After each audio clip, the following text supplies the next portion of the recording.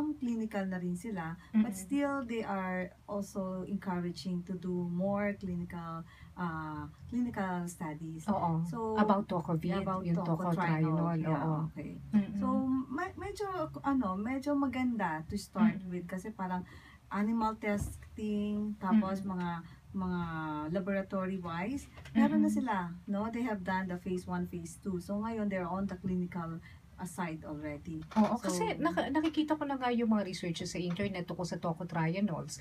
Sinasabi na nakakatulong din daw para sa mga may heart problems. yeah, Oo, tsaka actually yung present dun sa Malaysia is there's a study about decreasing the white matter lesion. oo. That is one Sa brain aspect yan. sa brain. Oo. Nasa brain yan. Yan rin ang Na kaya nagiging nakikita, makakalimutin tayo. yeah, Oo. yung mga taong may Alzheimer, Yes. dementia, medyo malalaki. Yun ang kinorelate nung researcher. So, may pinakita rin about breast cancer. No? May pinakita rin about skin cancer. No? Then, So kapag meron kang prone ka sa breast cancer, ay mas maganda na itong gawin mong antioxidant, tocotrienol. Well, of course, like what we say, antioxidant is not a treatment. Okay? To start with, we have to be not non-reactive. Dapat hindi tayo react kung andyan na yung sunog. We have to be proactive. Number one, Prevention siguro, dapat talaga. we have to put everything in proper places, no? Number one, napaka-basic naman para for you not to encounter, to have or landed into a very chronic debilitating disease, no? Tulad ng cancer, diabetes, hypertension, nasa sa atin na lang yan. It's a choice, kumbaga. So, kung ang ating lifestyle, no, kaya natin yan, kasi dapat sagot mo yan lifestyle mo yan then, you have to know kung which lifestyle ang gusto mong gayahin. Of course, kailangan yung healthy kasi eventually ikaw rin magsasuffer, di ba? And then of course, ang hindi mo lang makokontrol, of course, when you go to work, no? Of course, medyo iba ang pressure sa work, sa opisina, even sa negosyo mo, no? Ibang pressure doon.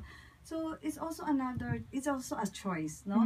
How you manage your stress, and then of course, how you will prevent those things to really parang sabihin mo, may ibang tao na pag, naku, naiinis na ako sa taong ito, kumukulo na ang dugo ko. So, parang ganon. So, it's how you have to make those protective mechanism.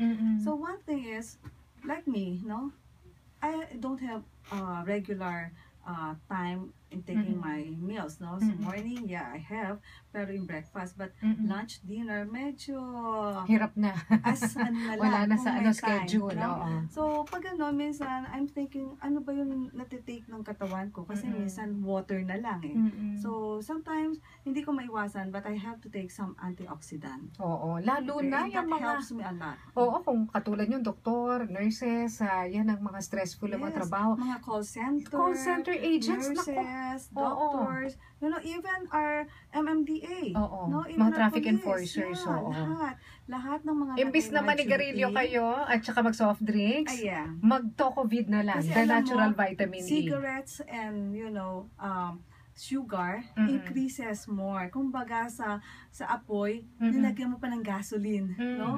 So you have to dapat paliitin mo So antioxidant ang kailangan mo. Just